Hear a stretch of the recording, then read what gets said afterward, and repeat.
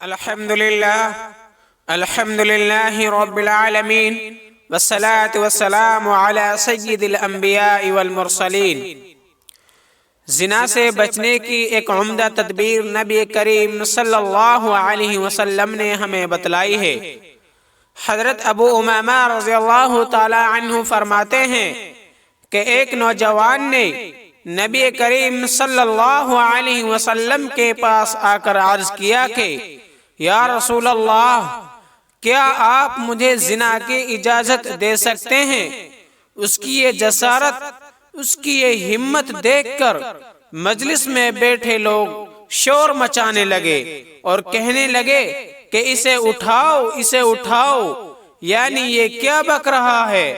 مگر نبی کریم صلی اللہ علیہ وسلم نے فرمایا کہ نہیں، اسے بیٹھے رہنے دو اور مجھ سے قریب کرو۔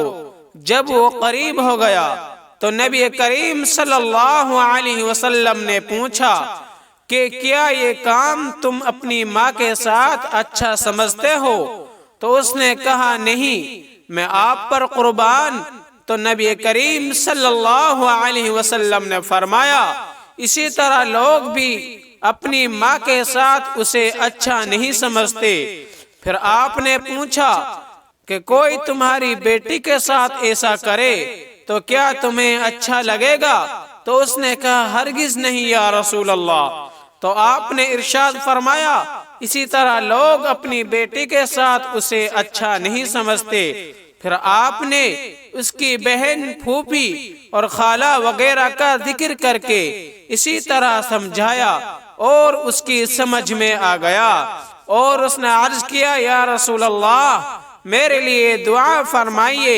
تو نبی کریم صلی اللہ علیہ وسلم نے اس کے سر پر ہاتھ رکھ کر یہ دعائیہ کلمات ارشاد فرمائے: اللہم اغفر ذنبہ وطہر قلبہ وحسن فرجہ۔ اے اللہ، اس کے گناہ معاف فرما، اس کا دل پاک فرما اور اس کی شرمگاہ کی حفاظت فرما۔ راوی فرماتے ہیں کہ اس کے بعد اس نوجوان کا یہ حال ہو گیا تھا کہ اس کی نگاہ کسی بدعملی کی طرف اٹھتی ہی نہ تھی۔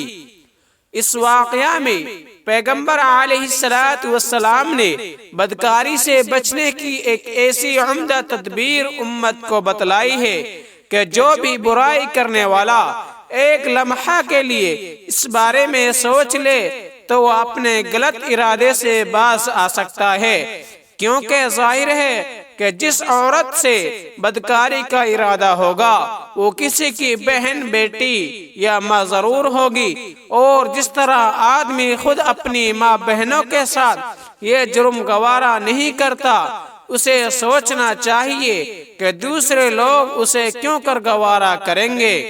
میرے بھائیوں اور دوستو، اللہ تبارک و تعالی ہمیں زنا جیسے بدعمل اور برے کاموں سے بچنے کی توفیق عطا فرمائے۔